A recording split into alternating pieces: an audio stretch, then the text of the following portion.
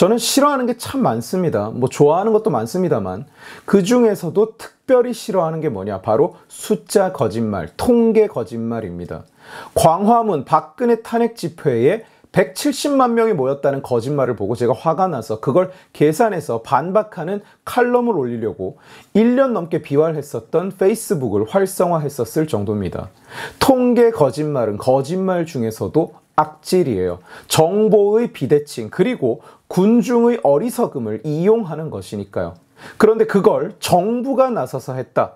국민들에게 통계를 조작해서 공표했다. 이것은 참수를 해도 모자란 대역죄입니다. 감사원의 문재인 정부 부동산 통계 조작 사건 최종 보고서가 지난 4월 17일에 나왔습니다. 감사원은 이 통계 조작 사건을 자그마치 2년 7개월이나 가지고 있었어요.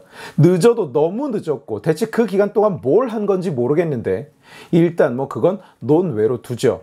이것은 중대한 범죄입니다. 행정부 수장의 지시로 정부가 통계를 조작해서 국민들을 속였다는 것은 누가 어디에서 돈을 얼마 해먹었다 이런 것과는 비교조차 불가능한 범죄입니다. 그런데 요즘 나라에 일이 너무 많아서 계엄에 탄핵에 대선까지 겹쳐 있으니 관심이 거기로 다 쏠려 있고요.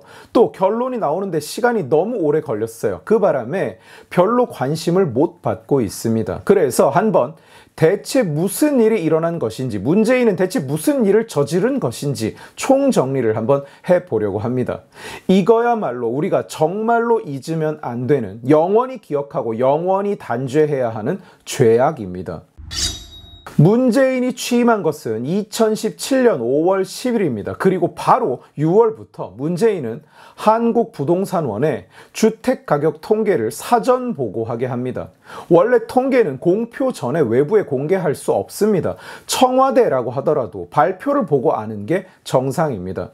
통계를 누가 먼저 봤다는 것은 개입의 여지가 있다는 뜻이니까 당연한 얘기죠.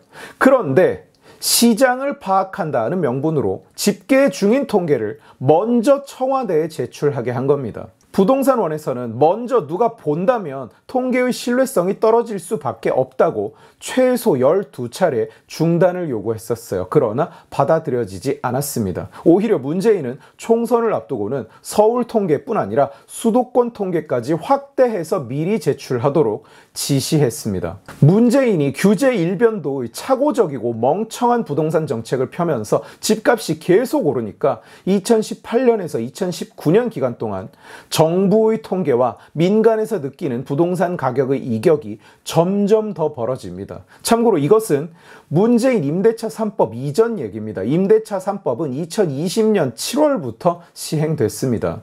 2018년 3분기에 부동산원 조사 결과 주당 주택가격 상승률이 0.67%, 환산하면 1년에 41.5%나 오른다는 수치가 나왔습니다. 그러자 청와대는 부동산원을 불러다가 소명을 시킵니다. 왜 0.67이라고 보고했느냐 설명하라는 것이 문재인 청와대의 요구였어요. 통계를 내서 보고했는데 그 사유를 제출하라는 게 무슨 개소리입니까만. 그리고 그 숫자를 낮춰오라는 청와대의 요구에 부동산원은 숫자를 조작해서 낮춰서 다시 제출합니다. 0.46으로 깎아서 제출하는데요. 그것도 안 받아들여져요. 그래서 0.45로 다시 조정을 해서 제출하고 그대로 공표됩니다. 당시 부동산원 내부에서 통계 마사지를 해오라는 말이냐, 우리 중심 좀 잡고 일하자, 이런 대화가 오간 기록이 감사원에 다 제출되어 있어요. 더 놀라운 것은 0.67이라는 수치 자체도 이미 조작된 수치였다는 겁니다. 이때는 이미 지시를 받은 후였기 때문에 조사원들이 조사 단계부터 아파트 값을 축소해서 입력하고 있었어요. 실제 수치는 1%가 넘었는데 주당 1%입니다. 연간 1%가 아니에요. 그걸 0.67%로 마사지를 해서 냈더니 왜 마사지를 제대로 안 했냐고 더 조작을 하라고 시켰다는 얘기입니다. 문재인 청와대에서. 결국 발표된 수치가 0.45%, 실제의 절반도 되지 않는 수치였던 거예요. 2019년 상반기에 계속 서울의 집값이 엄청나게 오르는 것으로 집계되자 문재인 청와대는 한국부동산원에 상승률을 더 낮춰오라고 주문을 합니다. 부동산원에서는 당연히 반발을 하죠. 그러자 국토부의 고위 공무원들이 부동산원 원장에게 원장님 사표 내시죠. 정부 부동산 정책과 맞지 않습니다. 라고 요구합니다. 집값이 진정된 것으로 보이게 해오든가 아니면 관두고 나가라고 요구를 한 겁니다. 그래서 2019년 6월에서 8월 서울의 주택가격 변동률은 거의 0%에 가까운 숫자로 조작돼서 발표됩니다. 2019년 11월이 되자 무슨 일이 생기느냐? 경찰에서 청와대 공직기관 비서관실에 청와대와 국토부가 부동산원의 통계 조작을 지시하고 있다는 정보 보고서가 올라갑니다. 이 보고서를 받고 청와대는 아무런 조치도 취하지 않고 대신 국토부 김현미에게 부동산원에 연락할 때 조심하라고 알립니다. 그리고 김현미는 역시 조작을 중단하는 조치를 취하는 대신에 외부에서 소리 나지 않게 잘하라고 밑에 지시를 합니다. 통계 조작을 모두가 인지하고 있었음에도 그냥 덮어버리려고 그리고 몰래 지속하려고 했던 겁니다. 한국에서 부동산 가격 통계를 발표하는 기관이 두 개입니다. 관에서 운영하는 한국부동산원, 민간 국민은행. 그런데 국민은행에서 2020년 6월에 문재인 정부 3년간 서울의 아파트 값이 평균 52% 상승했다고 발표합니다. 평균 52%라는 것은 엄청난 수치입니다. 그러자 국토부 김현미 당시 국토부 장관은 아니다, 겨우 14%밖에 안 올랐다고 반박을 해요. 부동산원 통계를 기준으로. 그때부터 본격적으로 정부 차원의 조직적인 통계 조작이 존재하는 것이라는 의혹이 제기되기 시작합니다. 그도 그럴듯이 국민이 체감하는 수치와 14%라는 숫자는 너무나 달랐고 또 집값 통계는 사실 네이버 부동산만 가도 과거 거래, 과거 호가를 다 볼 수 있기 때문에 1에서 2% 차이도 아닌 52대 14라는 차이는 거짓말이 통하기가 어려웠던 수치인 겁니다. 그런데도 문재인 정부는 그냥 우겼어요.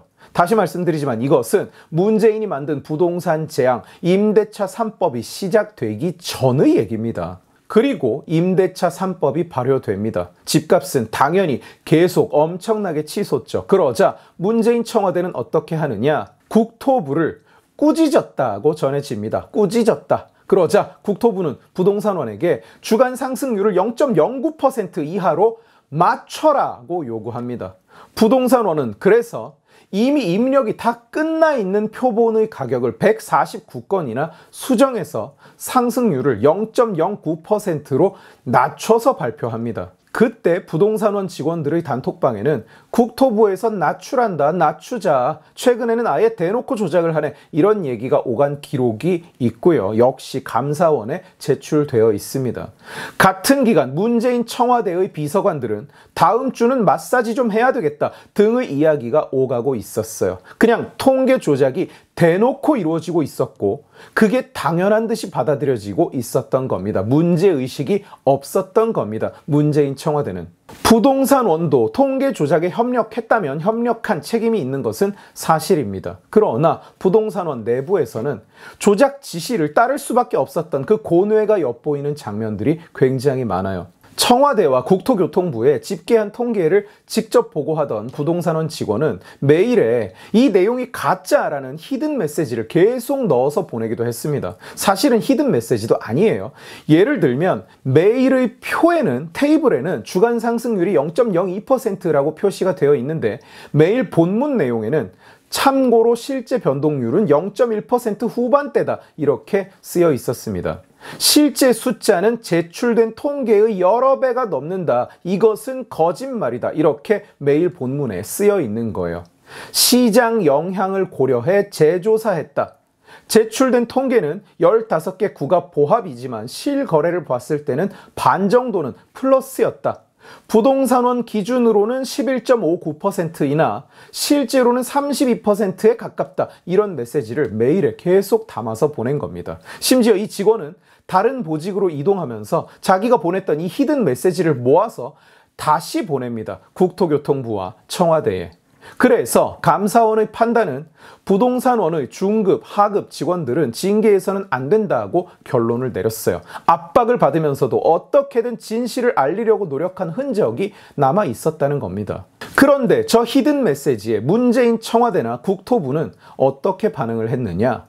본문을 아무도 안 읽어서 몰랐다고 합니다. 심지어 김상조는 부동산원의 이 우수한 통계를 경실련이 날뛸 때 적극 활용하라고 지시하기까지 했어요. 그 메일 내용에는 사실은 경실련이 맞다고 적혀 있는데도.